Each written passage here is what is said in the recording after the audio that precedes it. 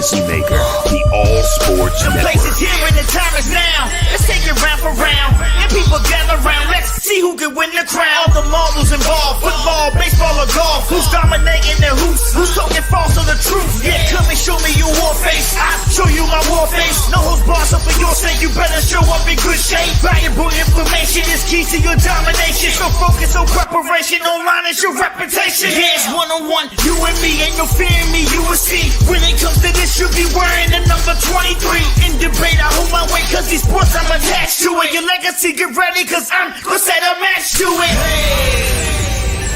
Burn 'em. Fire, fire, fire, fire, burn 'em. Fire, fire, fire, fire, burn 'em. Fire, fire, fire, fire, legacy on fire. Fire, fire, fire, burn 'em. Fire, fire, fire, fire, legacy on fire. Fire, fire, fire, burn.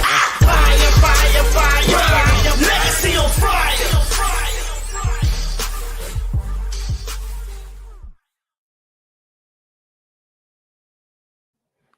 Welcome, ladies and gentlemen. We are back. It has been a while, but we're ready to bring you the heat here on Legacy on Fire. Once again, everybody, thank you all for tuning in to today's episode, May 22nd, 2025. We are in the year 2025, and it's our first one of 2025. Look, first of all, let me go ahead and give you the illustrious panel here today. To my left, man, myth, legend, co-founder of the Legacy Maker Sports Network, Mr. Jeremiah Quimby. How you doing, sir? Doing well. Good to Awesome. be back. Awesome. And then below here, the man, myth, and the legend that is a one of the mainstays here on Legacy on Fire, Mr. James Brown. How you doing, brother? Don't y'all Doing good, man. We value Glad to be his back. opinion and his sports knowledge. That's right. It is top tier, ladies and gentlemen. It is top tier. Look, once again, we're glad to be back. We got a lot to get into. There's a lot that's went on in the last week here in the sports world, last week or so. So we're going to kind of get into that. We're going to get, before we even get started with our show, first thing that happened, this happened yesterday, was Jim Irsay passing away. That happened yesterday, 65 years old.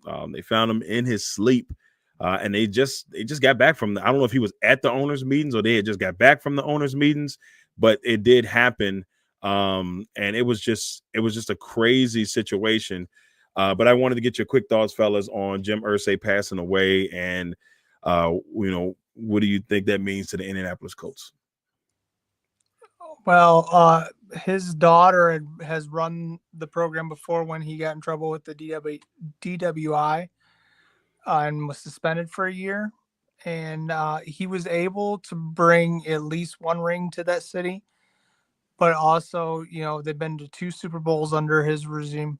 Plus, with the help of Pat McAfee, they got brought in WrestleMania finally to the Lucas Oil Stadium. So I think it'll be all right, even though we don't want his legacy just to be remembered for that bad time, because everybody has their moments in life.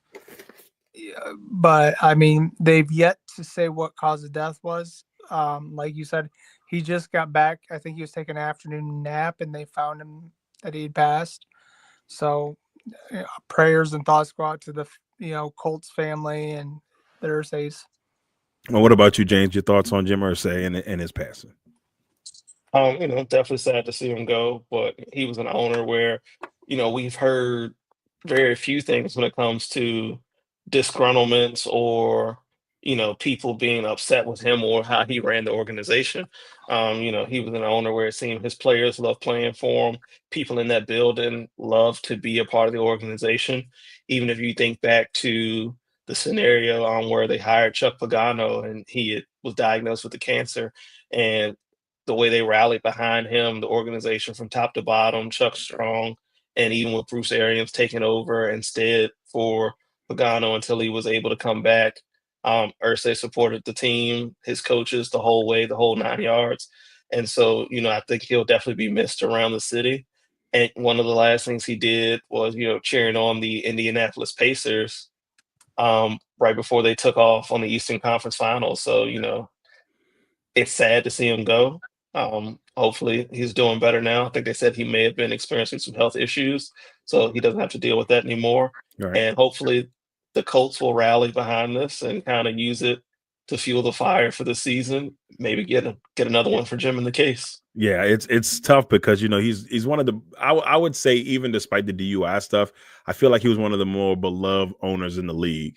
When you heard Jim Irsay's name, it was a name that you like, okay, he had a little trouble, but he seemed like a guy's guy for the most part.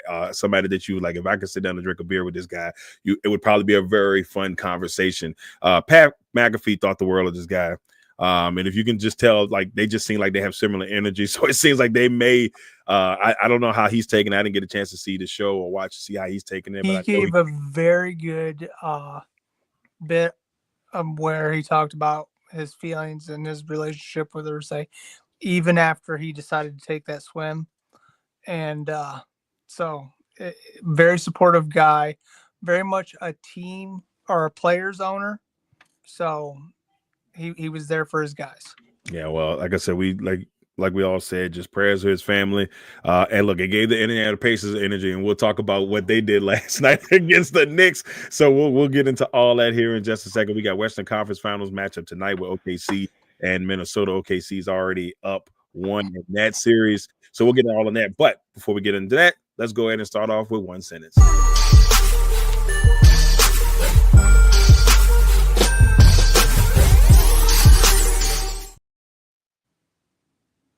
All right, our first one sentence topic has to deal with, this happened last week. Pete Rose finally has been reinstated into Major League Baseball.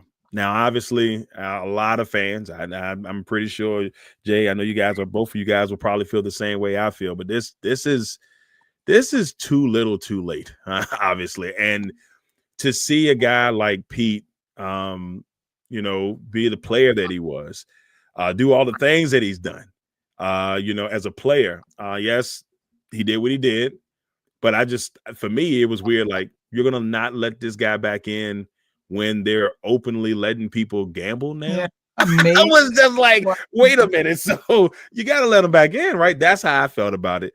May of 2018 is when Supreme Court said sports gambling was legalized. Yeah. So what, we've been 7 years. They could have let him in and they didn't. Yep. And they wait till the man is gone and not able to be there to take part. I mean, I know Shoeless Joe Jackson and the stuff they did was way worse than what Pete did. Even though it's wrong and he broke the rules, he knew what he was doing. Yeah. It's still, he wasn't shaving from or betting on games he was in. Exactly. And that's the part that was just kind of weird, that, let him back in. There's a lot of people that say he don't deserve to be in, but there's different eras of baseball. Like it, and it's crazy to me that all of your stars, like all of your major stars and major eras, are not in the Hall of Fame. Like the 90s had a weird time going on, but guess what? No Bonds, no Clemens, none of those guys in the Hall of Fame. No McGuire, no Sosa, obviously. But if it wasn't for McGuire and Sosa, baseball doesn't even get back to where they were after the strike. So it's just like 4 or 5 key characters who have statistic-wise they're Hall of Famers easily. Not in the Hall of Fame. But hey, James, with you, brother, one sentence on Pete Rose being reinstated into MLB. Definitely was too little too late. I mean, as we pointed out here, this was a situation where this could have been done while he was still here, still walking amongst us, to actually be able to kind of relish in the moment, accept it, be embraced again by the community, versus now he's gone. And it feels like maybe this was something that they wanted to happen, but the tipping point was the fact, well, now that he is gone, man, we really did him up. We really probably should have did this years ago. Well, let's just do it now. That's what it gives to me, in my opinion. And I feel like, honestly, at this point, too little, too late. I know there's argument of, will he be eligible for the Hall of Fame, or will the family accept on his behalf or not? And honestly, who knows? They could decide to give the league the middle finger since Pete got it for so long. Right. I think at this point, they tried to make it a feel-good story, and it's just like, nah, we're not going for that. Jay, did you have a one sentence that you would equate to everything that's going on with Pete being reinstated into the Hall of Fame. I mean, being reinstated to the MLB. Yes, Jay. Yeah, you. I didn't hear what I didn't hear what you said. Yeah. Oh, my fault. I was saying. I said, did you have one sentence about damn time? There you go. it was just waiting. It's about damn time to get this man back in. I know his family said they probably won't accept it, which he wanted his family not to accept it, and that's a tough thing. I mean, now that he's gone, but it's a part of me as a fan of baseball. Like, look, no matter what, he deserves his flowers. He deserves to have that moment in Coopertown, even if he's not here anymore, even if his family not there. I know that sounds crazy, but he deserves that. And he personally never. Shoeless Joe Jackson as well, I guess. I don't know how they are going to figure all that out, and the other 16 players that are, Right. that they're going to figure all out from there. But I know a lot of people that won't be popular with folks, but it what it is. And sorry, Pete, that it took so long. He is in the WWE Hall of Fame though. So, that I mean, if it ain't one, he's in that Hall of Fame. He is in there. Next one sentence. This one I'm not a fan of. Oh boy, I swear they pissed me off. The tush push. It is staying, ladies and gentlemen. The tush push is staying. They voted 22 to 22-4, and it was 22-4 and 10 against. We know one of those teams that was definitely against that. I'm not a fan that they were against it, but it is what it is. I can't control it. I can't control it. Somebody on the decided, look, we don't like what's happening here. Like, all right, guys, why you had to be it? It could have been anybody, but it had to be Green Bay. And I was down at the owners' meeting when this initially was going on, and I'm just like, I don't like the vibe, man. People getting the Packers the evil eye, and it was just a big controversy on the way down there. James, I'll start with you first. What's your one sentence on the tush push staying in the NFL? Short, sweet, simple. Push on. Just push is here to stay. And honestly, I'm all for it. Again, if you don't like it, find a way to stop it. Again, the Eagles run this play in 3rd and short, 4th and short. If you don't like it, how about your defense step up, play ball, and prevent 3rd and shorts, 4th and shorts? I mean, to my knowledge, have we ever seen the tush push be ran on 3rd and 5 or 3rd and 6 and to pick up a first down? It's always short yardage situations. Granted, you may not always be able to prevent it, but if you're tired of seeing it, either create a defensive play to stop it, or as a defensive unit, stop the Eagles from accumulating yards and getting into 3rd and shorts and 4th and shorts. But I'm all for staying. Yeah. I'll talk about it in a second. Jay, what's your one sentence on the tush push staying in the NFL? I'm with James. I'm glad it's staying, but in the rule book it says you're not allowed to pick a player up and help them in any which way, shape, or form. So for me, if they go in and they pick up Jalen Hurts, like his rear end, and his feet come off the ground, then that should be a flag. They should be able to implement a rule to make that a flag. Pushing him is one thing, but picking him up is another. So yeah, I agree with that. They do that for all the teams now. I mean, we've seen it multiple times where the running back gets to the goal line, the wide receiver gets to the goal line, and somebody comes up behind them and shoves them into the end zone, and it gets called a touchdown. So it's not just on the tush push that stuff happens. And so that's why another reason I'm fine with it. They're letting everybody in the league do it. Some teams just don't like that Philly designed a play that's an automatic first down when they run it. And it's like, I get it. You don't like it because it's effective against you. Either stop it, or if you can't beat them, join them. But every team can't do it. Every team's not good enough or has the personnel. So I think that's why they're really mad. Scenarios for the 3rd and short and 4th and short. What was that? Go ahead, Jay. I didn't hear that last part. No. Stop giving them the scenarios where they have 3rd and short and 4th and short. Sorry. Yeah, I'll say this. Like, obviously, y'all know I don't like the fact that Green Bay was a team. They could have picked it. Why couldn't it be Minnesota? It could have been anybody else. I was like, man, come on, guy. And it's worse because we lost to them twice. And we lost to them in like weird ways. Like, the first game was a game they probably should have won. The second game, they were in the game and they were beat up. And wasn't the score of one of those games 22-10? Yes, it was 22-10. Isn't that the craziest thing? So, like, that's what the vote goes to 22-10. So it's karma. But this is the only concern that I have. Now, I don't mind the play. I agree with you guys 100%. Stop the play. This play won't go anywhere unless players start getting hurt. This is a more of a reactive league than a proactive league at times. So unless you start seeing people get hurt, that's not going to happen. What's up, Joey? Good to hear from you, brother.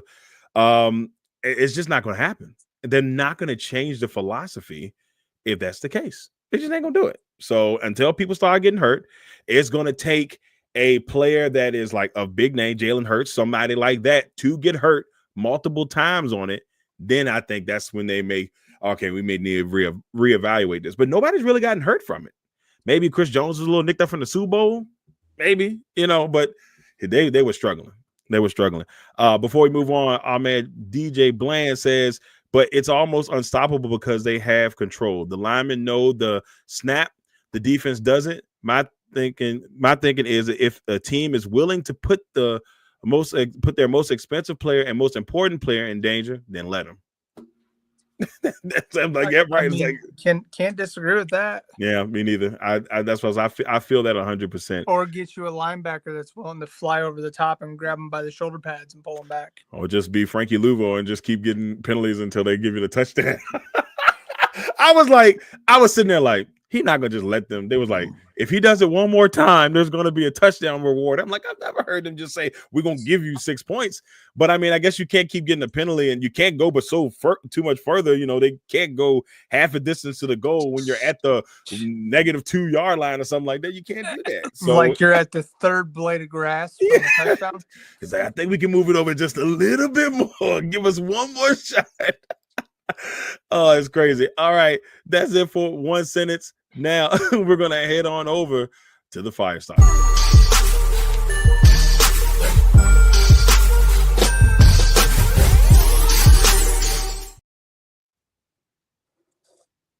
First fire starter that we have.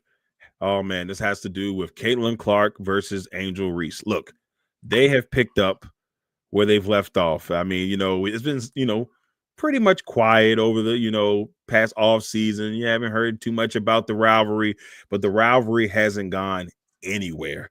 These two, I'm not going to say they hate each other. The media wants to say that they hate each other.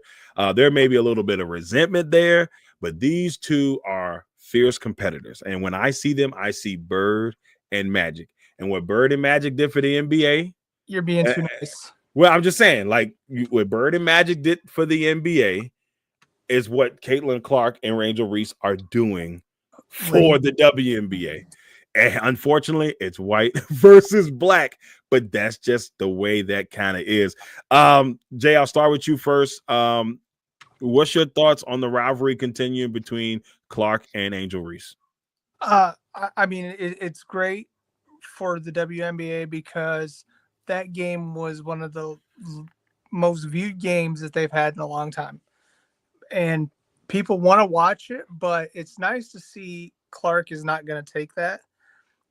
Some of the flagrants that were happening last year were just people getting pissed off because she's good. Fundamentally, Caitlin Clark is one of the better players we've seen. She reminds me the way she shoots the ball of Cheryl Miller. It's the best way to put it. Reese has zero fundamentals when it comes to shooting the ball. She can box out and rebound. That's it. She's like let me see, Darko Milinovic. Darko, he had to pull that one. He was like 03 draft, and bam, there you go.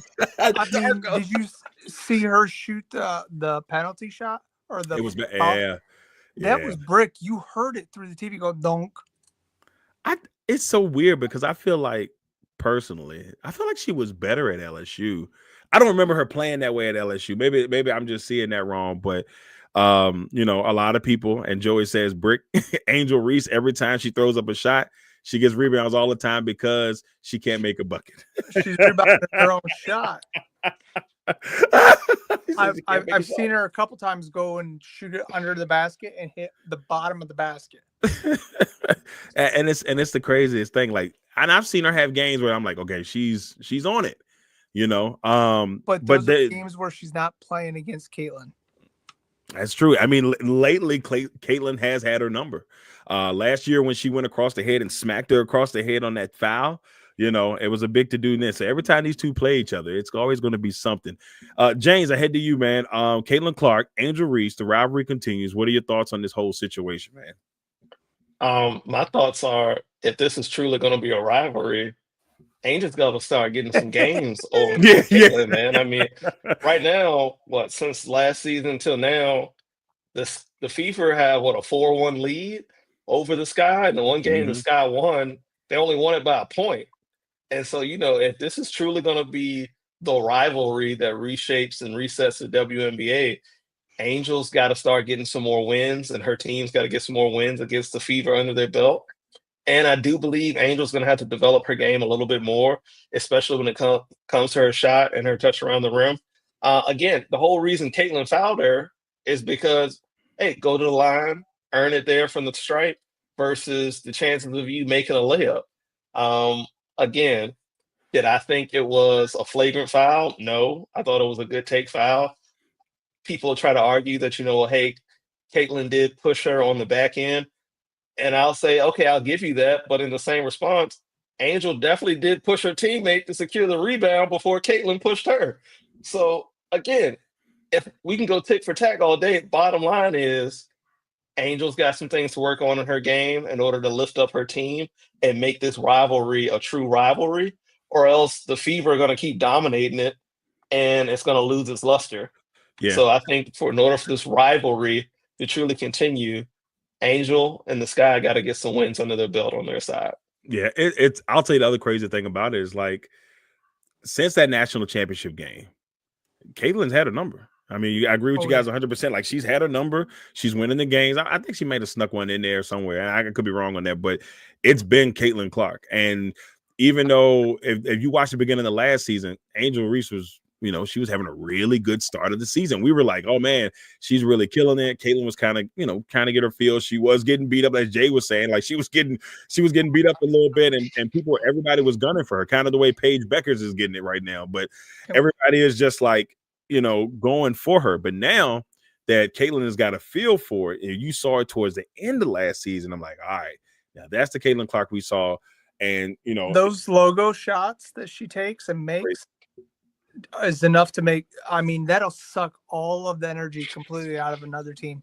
Yeah, and I think that's the other thing. Like, Caitlin Clark is putting butts in the seats. I mean, when all of your teams are having to move to bigger arenas, every time she comes into town, like, she's box office. Yeah. You know, and yes, of course, Angel and Caitlin are even more box office when they're together because of the, you know, the beef, you know, or whatever, you know, the rivalry where people want to call it, you know. And so it's so interesting how it kind of goes. And it'll be fun to kind of see the rivalry continue as we go along. I am really excited about that. But there was a birth of another rivalry because of this rivalry. And that's the one between Ryan Clark and Robert Griffin III. Here's the funny thing, fellas. Why'd you have to give RG3 the pink suit? Because he looked cool. That was the cleanest one I could find, you know. And look, he looked sharp. He looked dapper. He got blue glasses on, though. He got blue glasses on.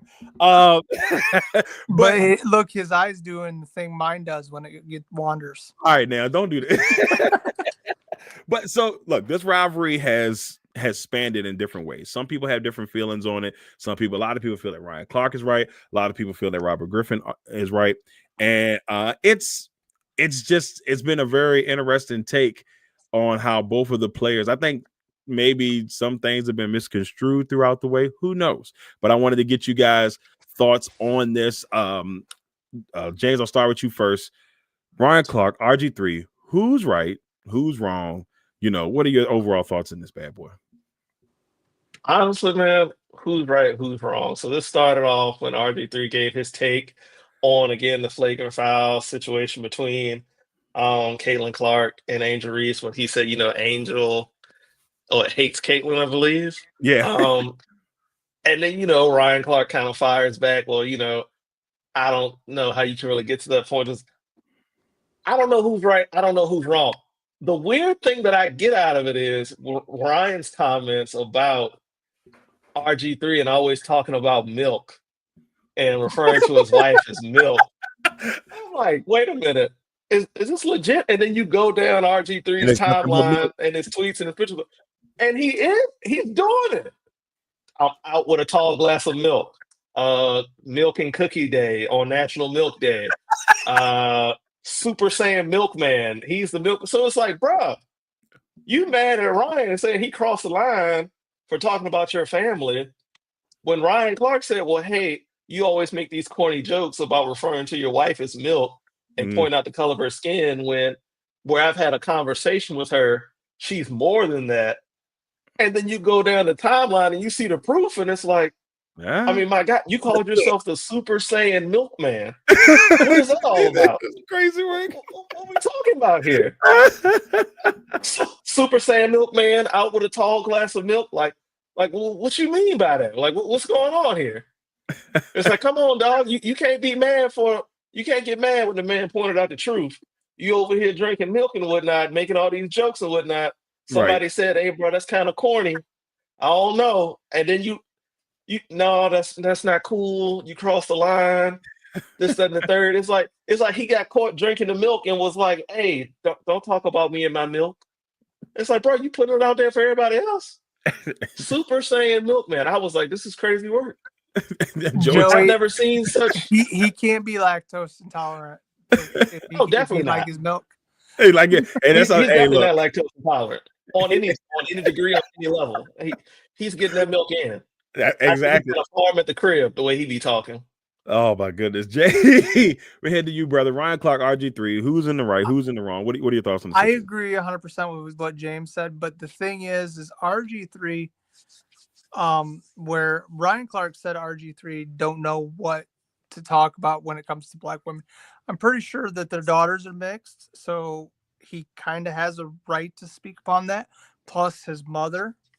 So I mean, Ryan, when talking about the wife, and once RG3 puts that out on Twitter, then it becomes fair game for the media, which that's what Ryan Clark is.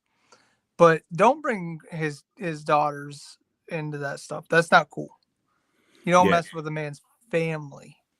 Yeah, I agree. I agree with you, man. Like, there's a part of it was like, there's ways he probably could have worded it better. Oh, and look, Ryan Clark is very articulate. Like, if you listen to it, you're like, that he sounds. It doesn't seem malicious if the way he was saying it. Then you go back and listen. It's like, okay, I can see where that could be a little bit, miscued and everything. In his tone, he sounds like he's very much joshing him, picking on him. But I mean, it's nowadays words are sticks and stones. Yeah.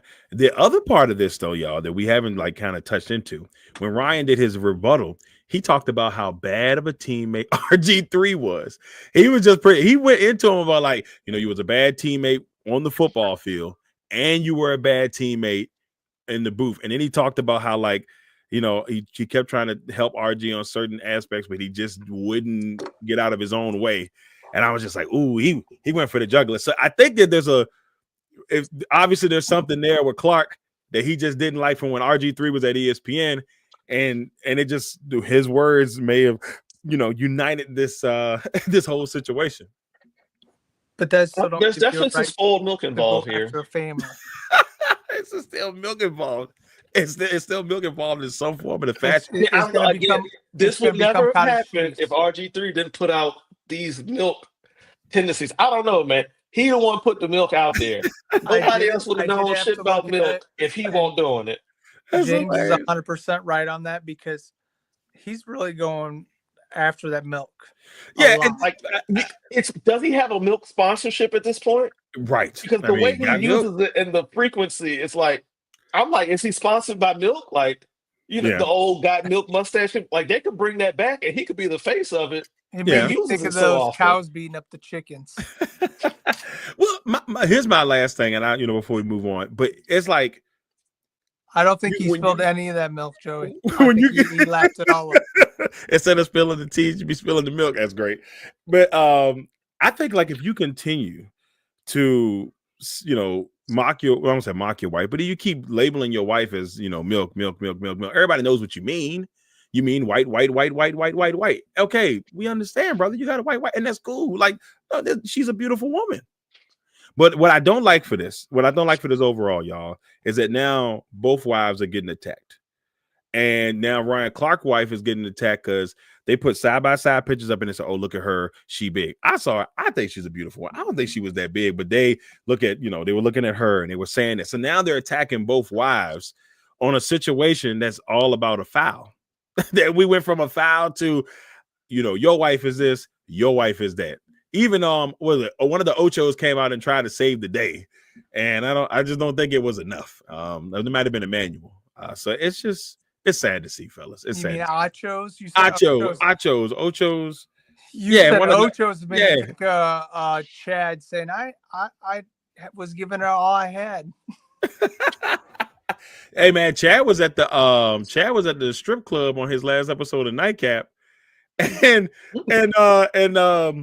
Shannon was like, hey man, where you at? He's like, none. He said, are you at the strip club? And then all of a sudden 3 strippers came onto the screen, and I was like, what is happening here? So he had 3 strippers on there, and then Chad left and let the strippers start talking on the show. He said, what's your name? She's like, I'm Lavender Gold. I'm like, all right, now this is crazy. I mean, well, look, I can't say but too much. All right, he got his own bag of stuff to deal with. So be quiet, Shannon.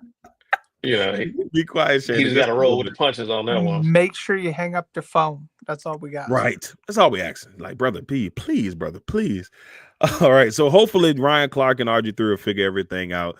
But now we got to talk about some NBA, y'all, because the NBA playoffs are pretty much we're winding down. The conference finals are here. I don't think a lot of people saw this as the conference finals based off of how things were looking.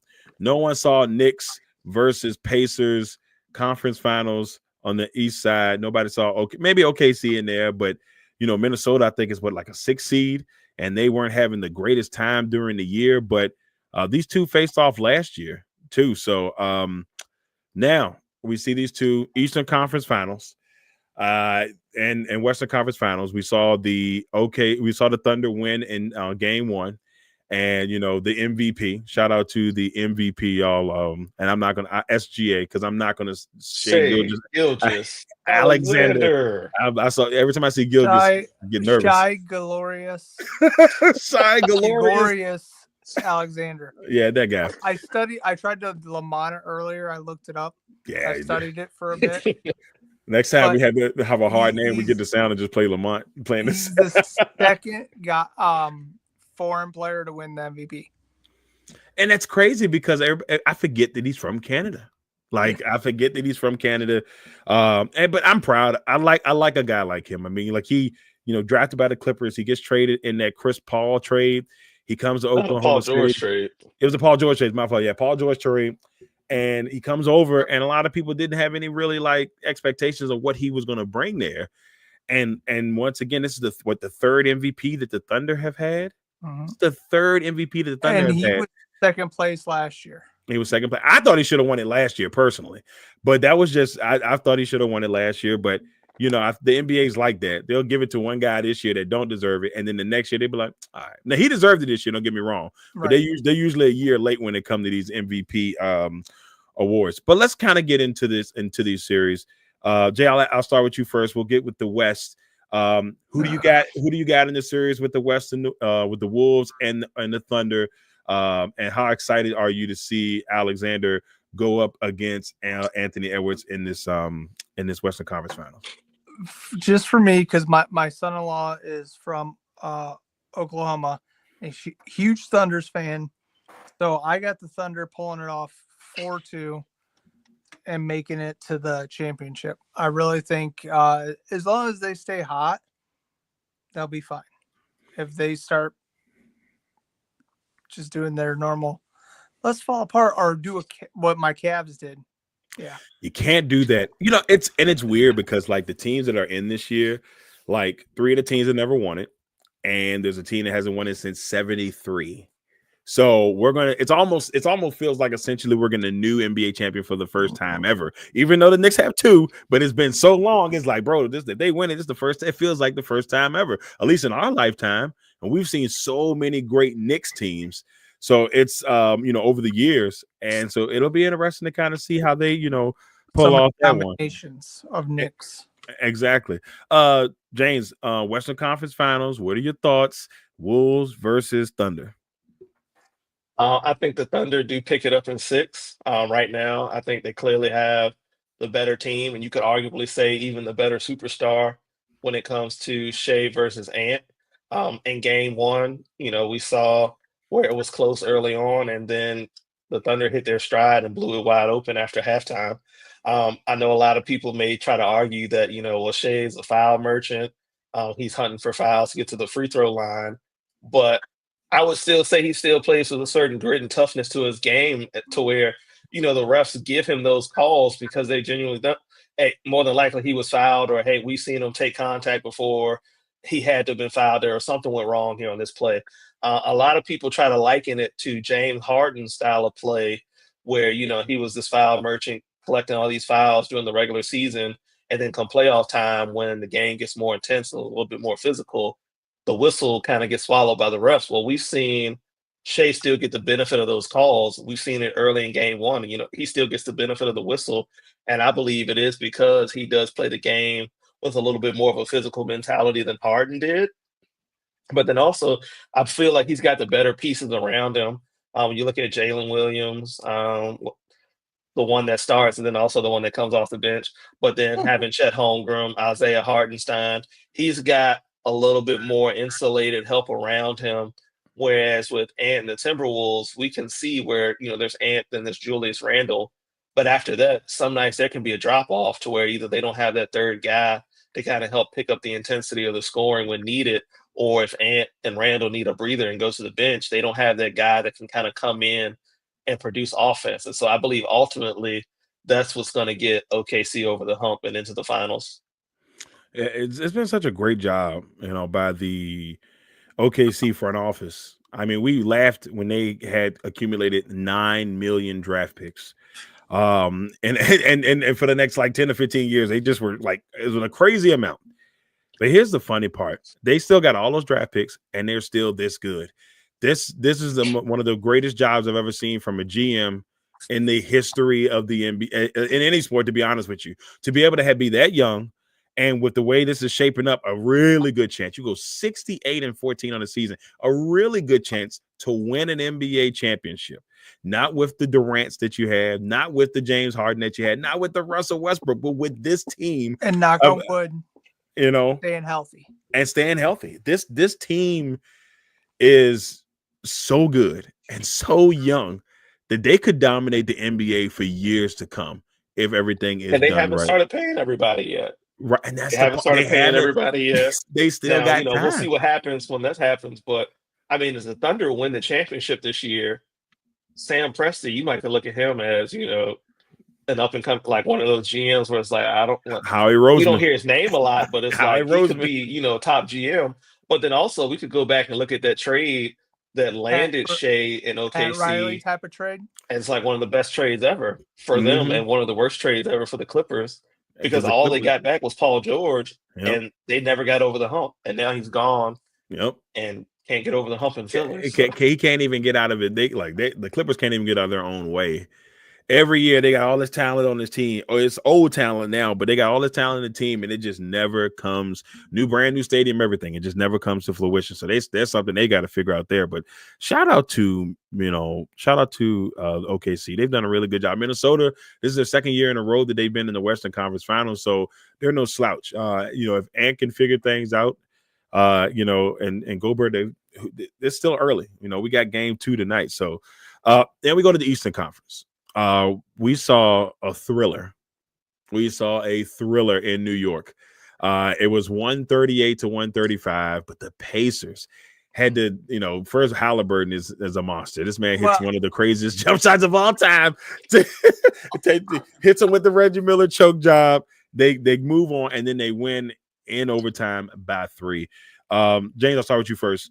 Knicks Pacers. This is another one of those 90s Who? rivalries and early the early 90s and what Okay. yeah. He's like, who?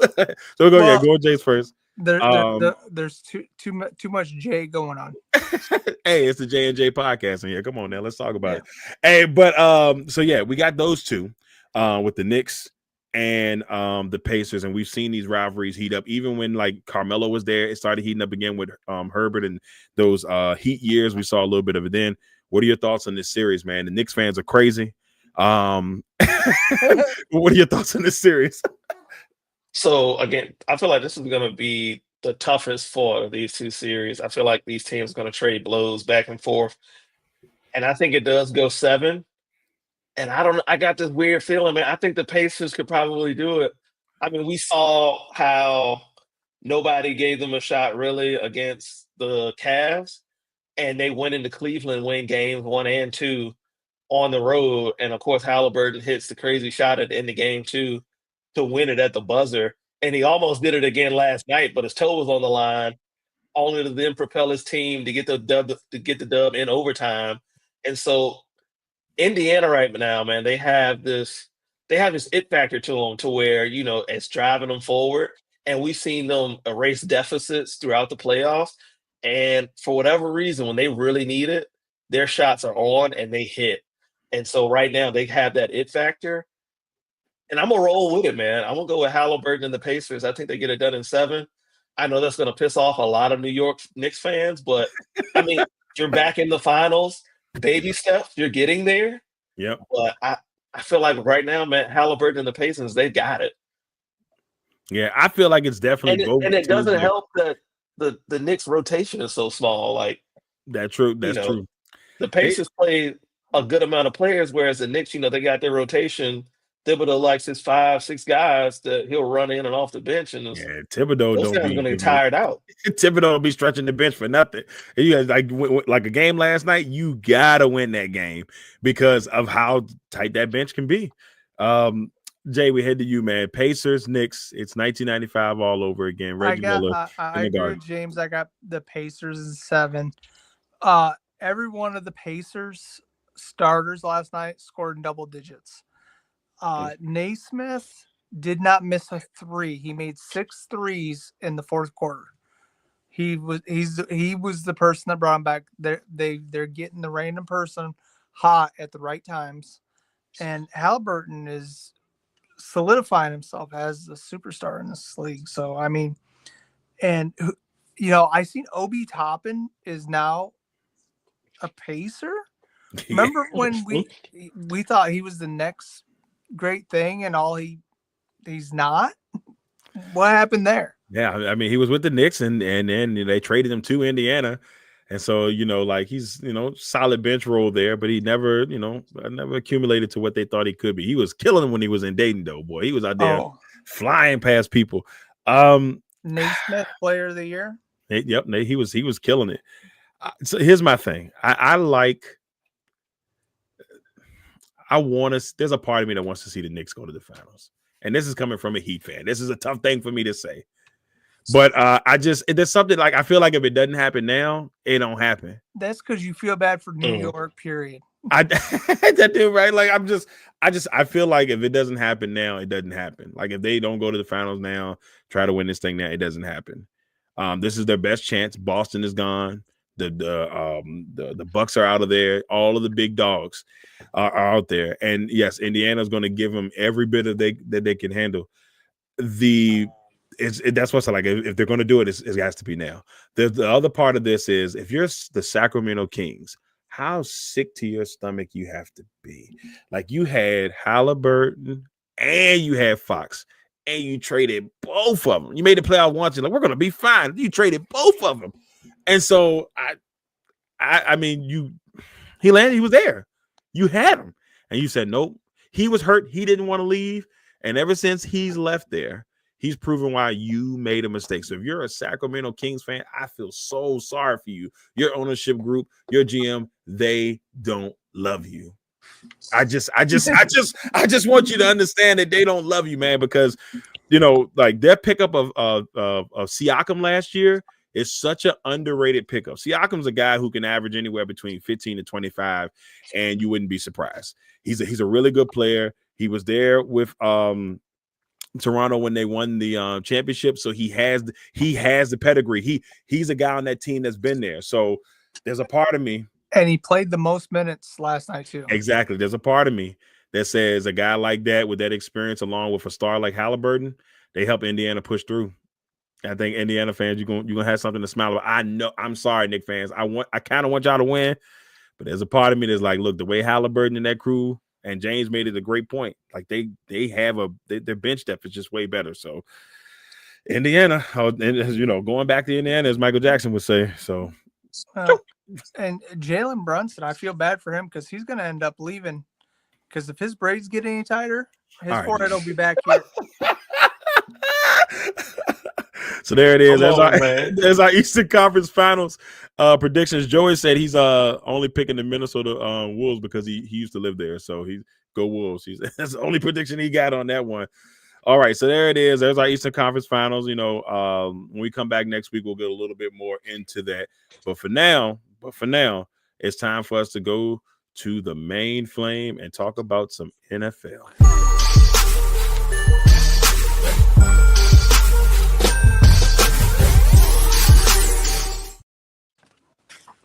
All right, so with this NFL topic that we have here, the NFL schedule came out a couple weeks ago, so we all haven't kind of had a chance to talk about the games that we're excited about. This is going to be a very interesting NFL season. A lot of international games, a lot of key games going on there, but a big season ahead. There's a lot of great storylines coming in, and it's going to be. Oh, wait a minute, y'all! This happened just now.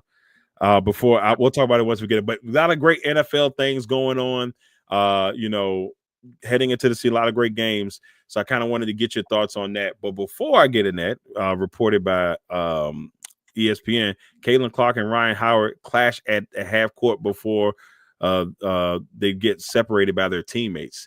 So just somebody else ready to fight Caitlin Clark for whatever reason. Caitlin, you got to get your hands ready. Did you say Caitlin Clark? Yeah. Ryan Clark? Yeah, Caitlin Clark and Ryan Howard. My fault. Okay. I think Ryan Howard. Yeah. So Ryan Howard. Ryan. It's Ryan. Is it Ryan Howard? Okay, yeah. So Ryan Howard. They get into a little bit of clash. So we just got to get her either a security I don't know guard. if I can show this, but never mind. Well. So we got to get her some security or give Tyson the trainer or something because she got to be ready. These people are coming at her at all types of different. And she need to get some UFC training. She might have to put somebody to sleep before the end of the season to protect her. Get Rousey to teach her the armbar or something. Yeah, just to protect her gangster just a little bit. All right, let's get into it. Top 5 or top 3 NFL matches heading into the 2025 season. Jay, I'll start with you first. What 3 matchups are you so excited to see this year? My first 2 are in week 1. It'd be the Cowboys versus the Eagles. Because I really want to see if the Cowboys really have changed anything besides just adding a couple players. Right. That won't make a difference. But, the Eagles being the champs, whether, they lost some very key players and they did another great job of replacing those players, in my opinion, at least. Then we got the Bengals and the Browns on September 7th, which I believe is still week 1. We get to this has got to be the year Joe Burrow puts it together, or Joe Burrow would just be another good pocket quarterback that throws for a bunch of yards in this league and does nothing. Welcome to Cincinnati. Might as well bring back Marvin Lewis. Oh no. Let Marvin catch strays out here. Now, my other one is just for you, buddy, because November 23rd, we got the Eagles and the Packers. And I can't wait to see the tush push. Yeah. Yeah, why they had to be the team, bro? I would have done anything for them not to be the team. Anything. Could have picked anybody else. Anybody. Why couldn't it be the Rams? Think that information they would have just not let go out there. Yeah. But somebody's had to let it go. And somebody had to let it go. Something I talked to James about earlier. The Panthers play the Jaguars. First week, I believe. the last 2 times that the Panthers have played the Jaguars, first game of the season, the Panthers have went on to the Super Bowl. What? Wow. The And Panthers that fans, was get ready. 2004 and 2016. Wow. Panthers, get ready. And well, Nah, I'm not saying It's they in ain't the- got to get it's in ready the- so much. It's in the script. Well, it's in the script. it's in the.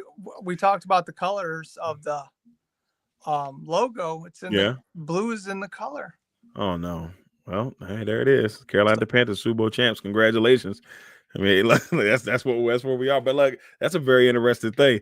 James, Just like that. it's a very interesting thing. James, what do we got here? Oh, Joe would say, my Panthers will continue to be trash. Don't jinx us like that. They're in the South with my team, bro. James, we head to you. What are your top 3 matchups you're looking forward to heading into the season? So I got kicking things off week 1, Friday night out in Brazil. We got the Chiefs and the Chargers. I think that's going to be an interesting one because, again, is Kansas City, how they're going to rebound from the Super Bowl loss? Have they figured out their offensive line struggles? Have they figured out the wide receiver position?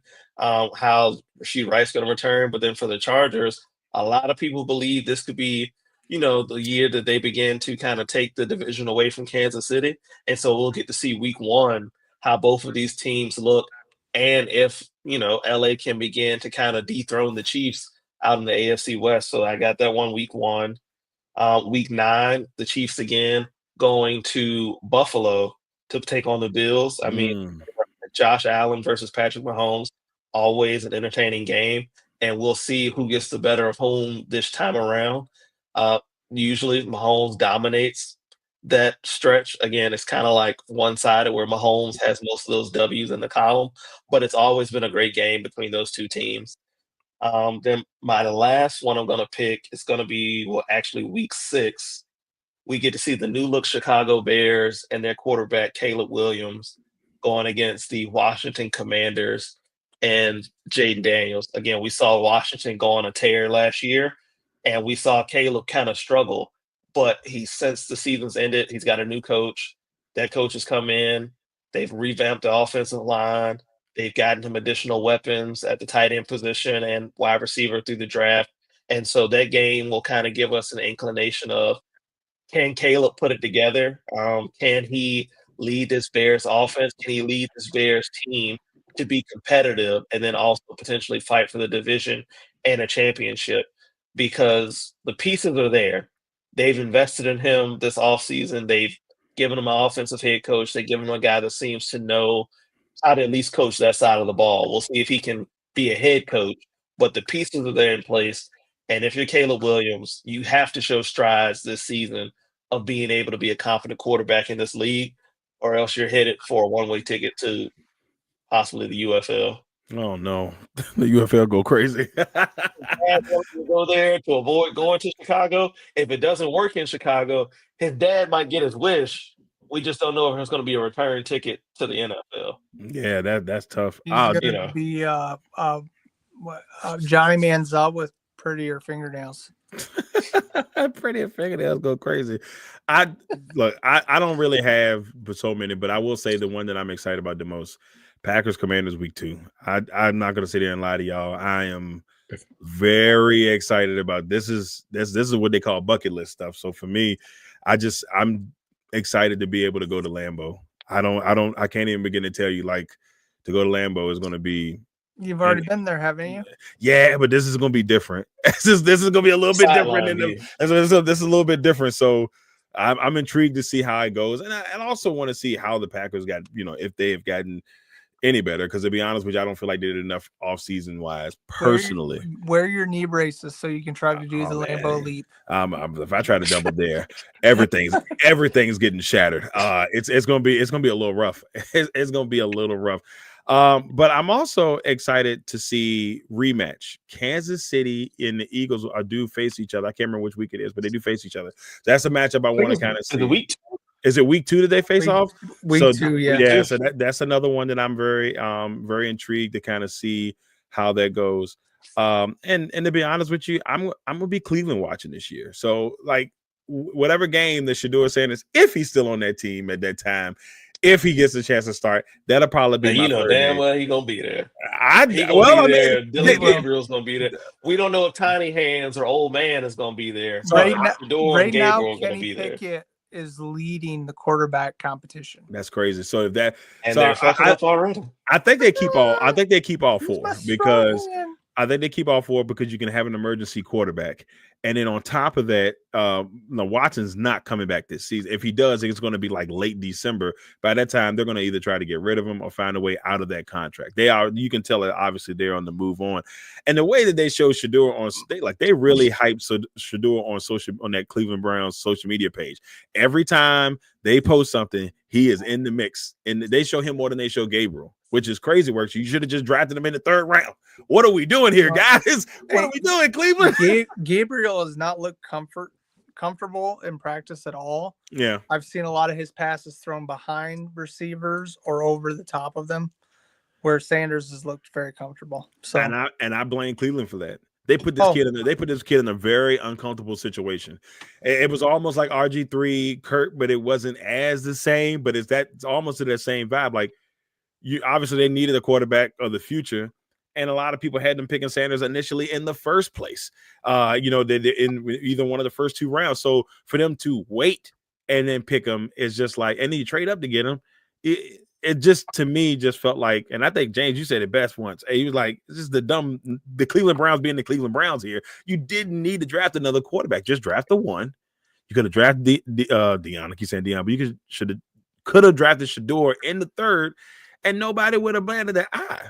Now you got poor Gabriel. He's looking over his shoulder because he knows that that Shador's getting more attention. But if you're Gabriel, this has got to be your chance because the light is not on you as much. You have to shine at a level that you probably never shined before. So good luck to him. It's going to be it'll be a fun time in Cleveland. That's who they should have gave Hard Knocks to, because that bad boy would have been. Most definitely. That's what they should have. Like, we'd be tuned in for that. Nobody wants to see Buffalo. I mean, like Junkins is going to be Rookie of the Year offensively. Hey, that's another pickup that I thought they did an amazing job, and they still brought Chubb back. Like they got Chubb back. They signed. So he's Chubb. Officially back. I think they signed him back, if I'm not mistaken, didn't they? I thought he was still available. Is he still available? Look, Yeah. he's still available. I was gonna say, because they got Judkins now. I think they still had Jerome Ford. And I think they had another back. I don't know if Chubb is back yet, but I'd like to see him back. I feel like when Cleveland was really winning, or when they have been good, it's because their ground game has been top tier, and Nick Chubb was a big part of that. Okay, yeah, you're right. I'm not gonna lie. If you're gonna trot out Tiny Hands at starting quarterback, you're gonna need a good run game. We saw Tiny Hands when he played for Pittsburgh, and it wasn't good. He has trouble throwing the ball in cold, windy conditions. That's the reason he has to wear the gloves. And if you thought the weather was bad in Pittsburgh, I think it's going to be worse in Cleveland. Oh, yeah. Yeah. So you went against that 2 times a year, and you saw what it was like, and now you're going to trot him out as your starter? That is definitely some Brown stuff. Yeah, I mean, at this point, the starting position should be between either Flacco, Gabriel, and Shador. Mm-hmm. Kenny Pickett should be that reserve or the backup option in case somebody gets hurt, because we've seen he's not able to do it at this level. Physically, he's just not able to do it. Yeah. And so why are you even playing around with this? He does have a Super Bowl ring ready, or you need to get Sanders ready. You said he got what? He does have a Super Bowl ring. That's what Jay said. He got a Super Bowl as ring. the backup. Jim Sorgi has one as the backup. Who else is the backup that has one? Backups win rings too. And I guarantee you this. David Carr. Kenny Pickett will never get a Super Bowl ring as the guy under center. Yeah. I don't see that happen. And they also drafted Dylan Sampson from Tennessee, the running back. So they got him. They loaded up. Yeah, they loaded up there. I mean, but it'll be interesting to see where Chubb ends up going. I think somebody's going to get a really good deal on a really good back if he can stay healthy. And like I said, that's the big part. If he stays healthy, they could really get a steal. And if he's not doing full blown work, you know what I'm saying? Like he's not like every down back, and he may be coming down in third down situations, or they use him, strategically. He goes like to a place like San Francisco. San Francisco is always good at having a running back do well. then they also have really good with running backs getting hurt. So it's like it's a weird narrative. So we'll see what happens with Chubb. You could see Chubb go to the Saints because Kamara. Yeah. There's a couple places. Also, they got a cap for him. Yeah, I don't know. They'd have to pay him. Ain't got a quarterback neither. Stupid. Yeah, they be paying him in wooden nickels. Wooden nickels go crazy. And chicken feet. And voodoo dolls. All right, everybody, let's head on to our final segment. It's time to put out the fire. Fire, burn on. Fire, burn on. Fire. Legacy on fire. All right, so Legacy on fire. Put out the fire. I'll go first, only because I want to give you guys time to really thrive on this. Pittsburgh Pirates trade Paul Skeens. Get that man. He does not deserve what he's getting right there in Pittsburgh right now. He's having a great season, but they've lost a lot of like one-run games because they can't hit. They can't hit. It reminds me a lot of what happened to my guy, Felix Hernandez, back in the day where Felix was out here throwing no-hit ball all the time, just mowing people down. But Seattle just didn't have the bats, and that's what it reminds me of. And I know they're not going to trade him, at least not yet. But it can't continue to go like this. He won't be there past next year. So Pittsburgh hasn't been good, but what, maybe 3 years, maybe 4 years in my entire lifetime. Maybe in 92 when they won it. I think they won it in 92 or whatever. How many number one picks have they had? A lot. And they all end up not being there. That's what I'm saying. Like between them and Kansas City, at least Kansas City got a ring out of the deal, and they're actually playing, decent now. So it's just like to see another great pitcher, go here and maybe even wear his arm out, because he's mowing people down and they don't have anybody to hit the baseball to help this man get wins. He's 5-3. He's batting like ERA is like 244, but like when he is on his game, they're losing these games in the worst way possible. So Pittsburgh, figure it out or trade Paul Skeens. This kid is too talented to be wasted in Pittsburgh.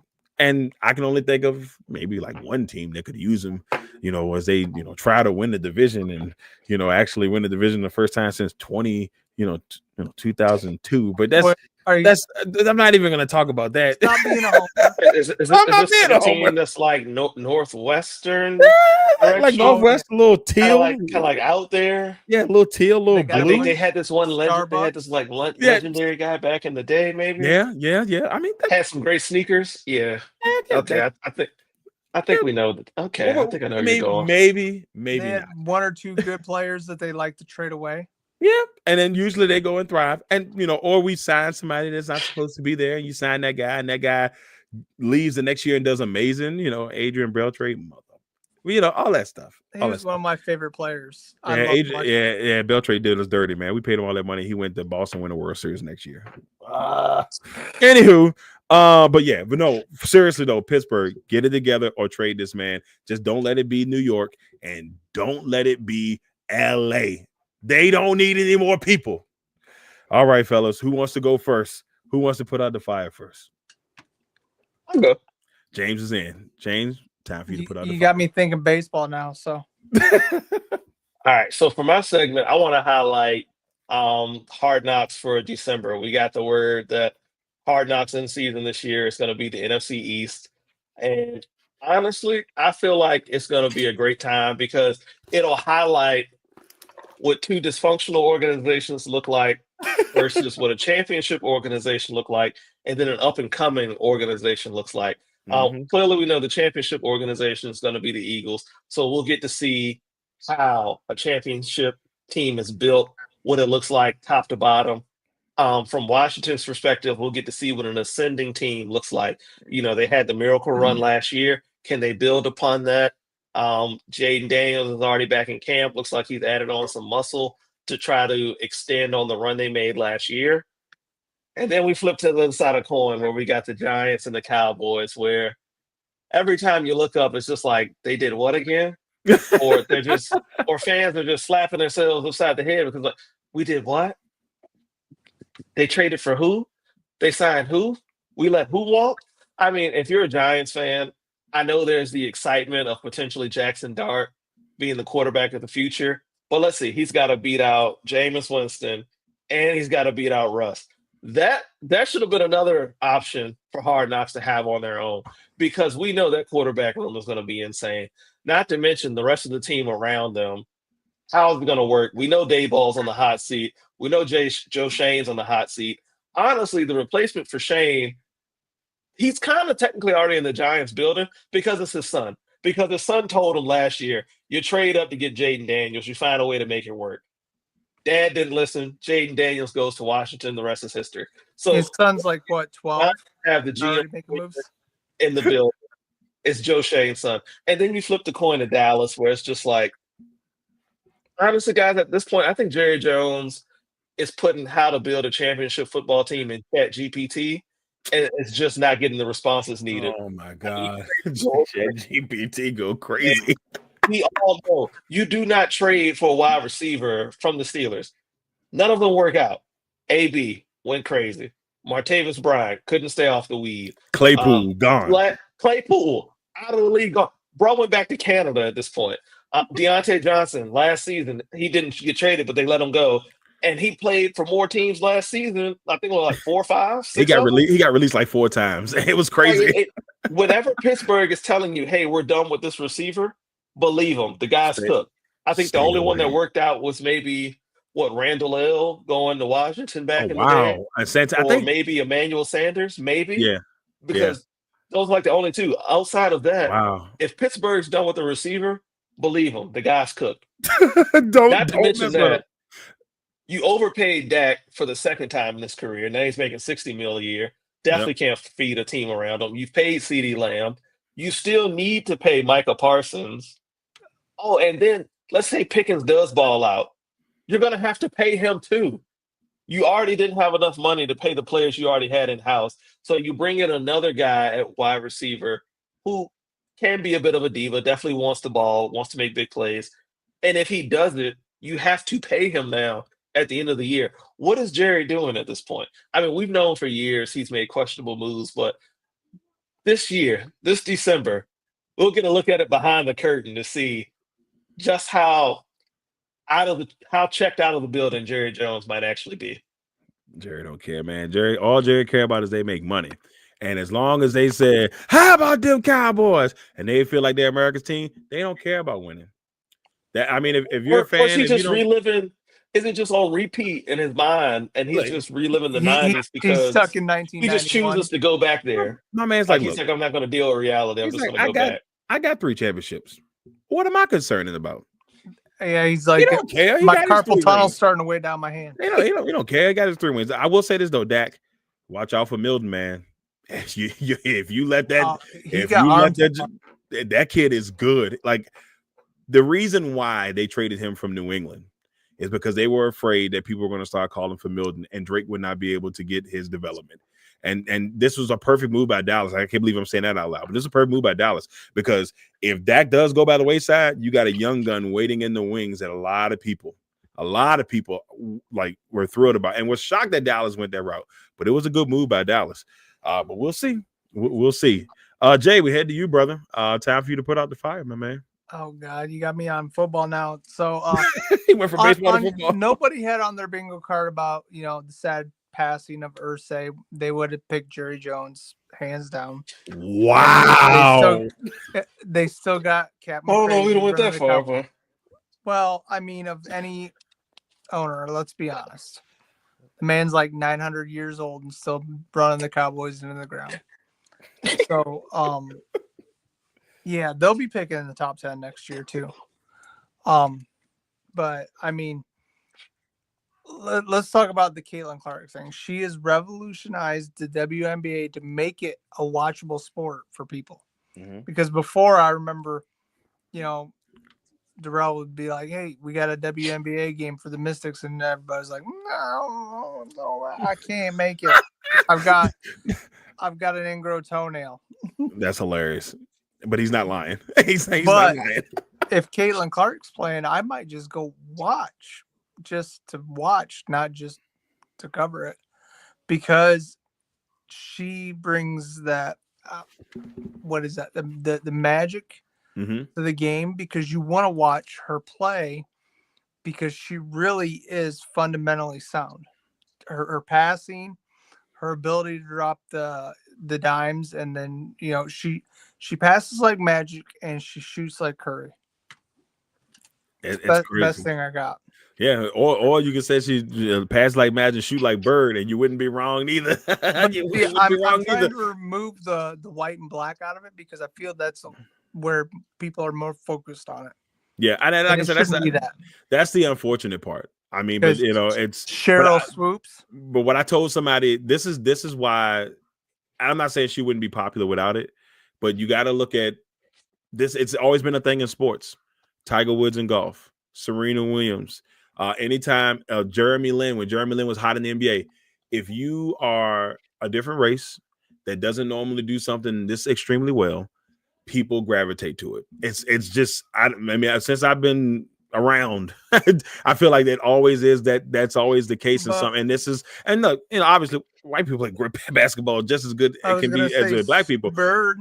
But what I'm saying is, it's like when it's not often, that's why when you see a guy like Luka, when you see a guy like Dirk, Cooper Flag, Cooper Flag, people go, this is what they want. They want to see it, and they just want to see how well they do. If there was, let's say there was a great black golfer that came up right now, people would like, and they just say, yo, this guy's the next Tiger Woods, but everybody would be tuned in because they're hoping to see if he can make history in that form. This is how old I am. You said black golfer. I thought BJ Singh.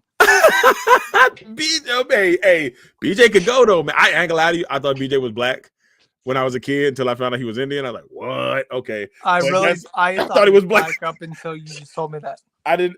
Oh, come on, man. You knew he was Indian, right? I did. Yeah, I'm about to say, come on. There's no way. But I think that's the unfortunate part. So hopefully at some point they get past that. But yeah, we know how things work. All right, everybody, that's it. Episode 176. Episode 76 of Legacy on Fire here on the Legacy Maker Sports Network, and of course, airing on Bowie Television. We'd like to thank you all for tuning in, and we'll be back next week to bring you some more. Before we get off, James, anything that you would like to say today before we get out of here, brother? Hey, appreciate it. Glad to be back. Shout out to everybody that tuned in and watched. Shout out to everybody that commented. Just glad to be back. The football's almost around the corner. And last, not really a hot take, but Arch Manning does 2 more years at Texas instead of the one this upcoming year. I think so too. Look, they told him to stay. They told him the family wants him to stay the entire time. He's not coming out after this season, man. He's not coming out. I can't believe the Longhorns wouldn't change the time of the game. I did see that. They told y'all, look, it's staying as is. We're not changing the time or the date. We want to try to move it down like later in the day. Mm-hmm. And they told us no. Wow. Joey said, let me make an appearance next week. We'll see you next week, Joey. Be ready, brother. Be ready, brother. We'll see you next week. Yeah, I'm interested, but he's going to stay the 2 years. The only way he doesn't stay 2 years, they win a national championship. He'll leave. If they don't win the national championship, he definitely there. I think that he may stay regardless, but I think that's the one way he leaves is if they win a national championship. For what they lost in the draft, I mean, they'll beat some teams. They might even beat my Buckeyes, but I don't see them winning the Natty. Yeah, they lost too much talent.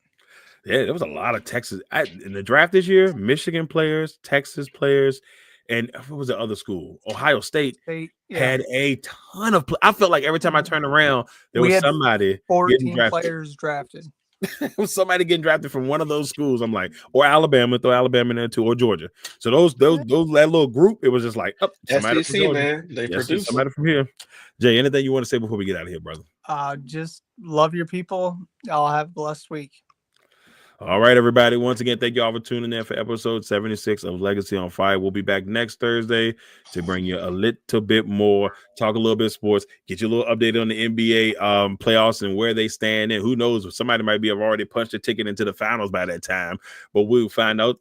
We'll find out by next week. Once again, everybody, thank you all for tuning in. This has been Legacy on Fire, episode 76.